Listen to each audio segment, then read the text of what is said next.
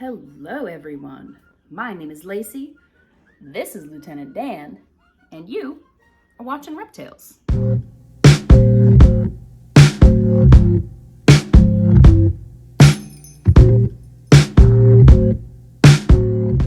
Hello, welcome to Reptales on this fabulous spring day. And as spring has sprung, I believe it is important to tell you, while you are out in the wilds of the world, that this time of year, some little snakies out in the woods are out having bebés, making children, little tiny snakes.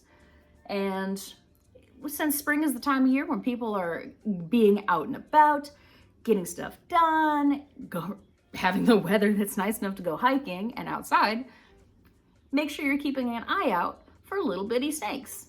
Because it's not just venomous snakes. Spring is the time where a lot of animals have their babies, but especially, a lot of snakes, specifically in like the South and Southeastern United States, have live birth because there's a lot of vipers and pit vipers that are out here. And those vipers and pit vipers give live birth, so they don't have like clutches of eggs to protect or to look out for.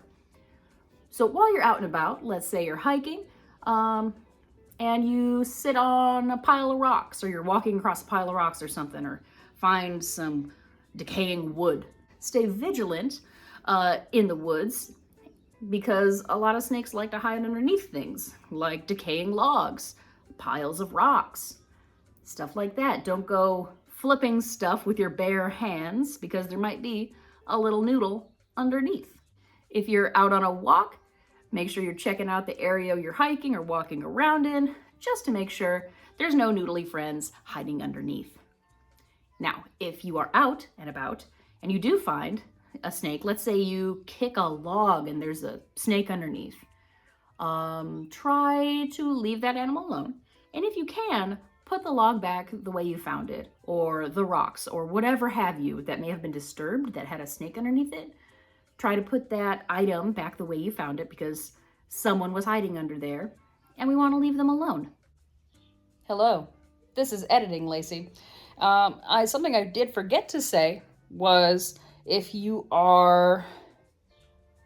do like disturb a snake and they're like underneath something, yes, put the item back. But also be very careful that you don't crush the animal in question, especially if it's rocks or like a piece of wood.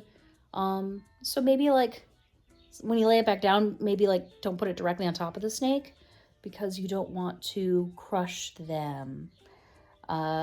Yes, just a thought. This is very important. Like if you're herping, to, put the item back first and then let the snake go if you're herping and you're holding the snake. If you are out and about, maybe just like set it down or replace the item next to or near the snake so you're not crushing the snake. Just be very careful of the snake's health and well-being so they're not getting hurt. I hope that clarification makes sense. Okay, back to actual video, Lacey. Bye.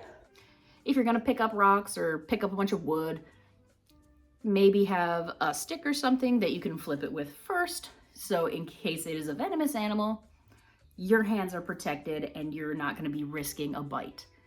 Now, not all snakes and critters out there are venomous. Here in Missouri, we've got pine snakes, garter snakes. There's one county that's got like little hognose snakes. But there's plenty of colubrid snakes that are not venomous, and you do not need to hurt them. A lot of those colubrid snakes are protected, so don't kill them, because they're protected. And today's just a reminder that when you're out and about outside having a lovely day, remain aware of your surroundings, watch where you step, and make sure you're not stepping on one of our legless friends. In 2 weeks, my friend Sam and I, Sam from Earthbound Misfits and Exotics, we are going to the Great Snake Road in southern Illinois to go and look for some venomous critters, where we will not be handling them because they are protected. And the Great Snake Road, the whole point of it is that it's like a 2-mile stretch of road that gets shut down twice a year for like 3 months at a time, so that the snakes and all the reptiles and critters can migrate from the bluffs on one side to the swampy marsh area on the other. So we are going to be looking where we step. We are going to be having a stick with us in case we need to flip anything, but we are not going to be touching these animals. And neither should you, unless you are incredibly familiar with the laws and regulations in your area and you can identify animals very reliably. But if you find them, leave them alone and have a wonderful time enjoying nature with your friends, your family, or just with yourself, your dog, whoever, whatever. But just be aware, this time of year, there's lots of baby critters, lots of baby snakes, and they're not a danger to you if you're not a danger to them. So leave them alone. Be excited that you saw them, take pictures, but leave them be. So this has been your spring PSA to watch where you step and not hurt any wild animals that you find in your travels and adventures. Say bye-bye, Daniel. I know you're in shed and you're a little blue, or you're going into shed, but he says hi. He sends his love, and never stop learning, because a mind is a terrible thing to waste. See ya.